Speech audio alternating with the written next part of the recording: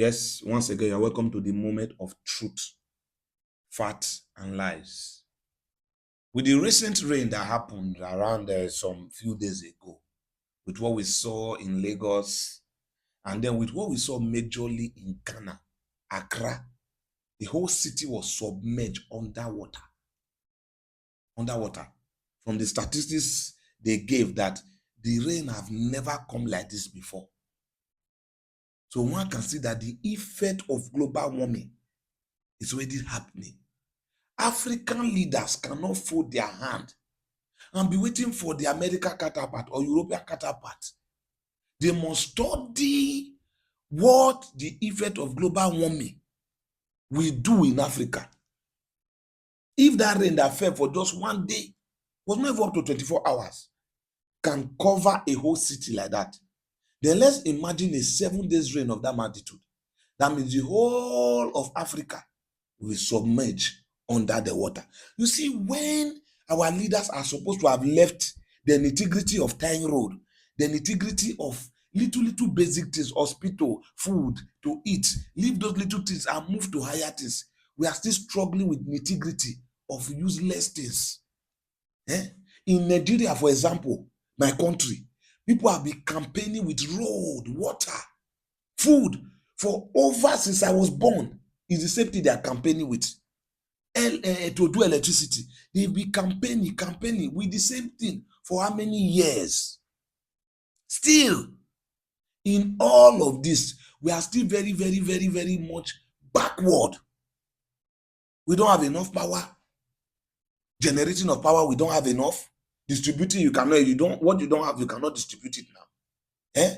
Then there's no housing for people. People wake up, buy land, and build their own house. There is no social amenities. People go to the hospital with that. If you don't deposit, if you don't give money, you cannot be treated. The law is not working. There's no freedom of speech. Anything can just happen. Insecurity is to another level.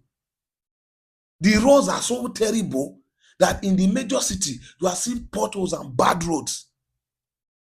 They are still campaigning with road. I'm not even talking about education. That one is nothing to write home about. And then, recently now, look at this water effect in Ghana. The president have to come and be explaining. It is not construction problem. It is actually this one. It's actually that one. Cars were submerged.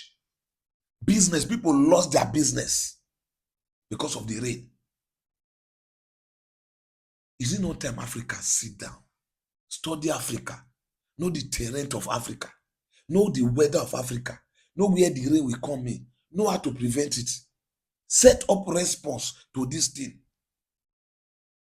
We are still busy campaigning with things that are irrelevant, things that other countries in the world have gone ahead already. People are already talking of how to use uranium to produce, to generate power. People are talking of how to use solar to generate energy. People are converting waste to energy in developed nation. Africa is still struggling to tie road, to create basic amenities, to give water, to give gas, to do little things.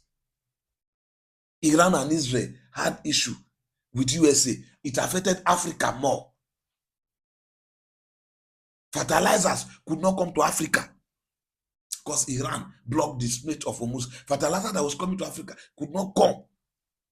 Just imagine. So Africa cannot even manufacture its own fertilizer. A land that have 40% of the world resources cannot manufacture its own fertilizer. We still need to depend on the Middle East for fertilizer. It's a shame. It's a shame to African nation.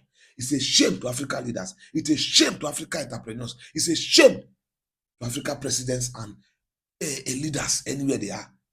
Shame. We should be ashamed of yourself. Small rain. The whole Accra was taken down. It's a shame on African leaders. People should be ashamed. You should be ashamed of yourself.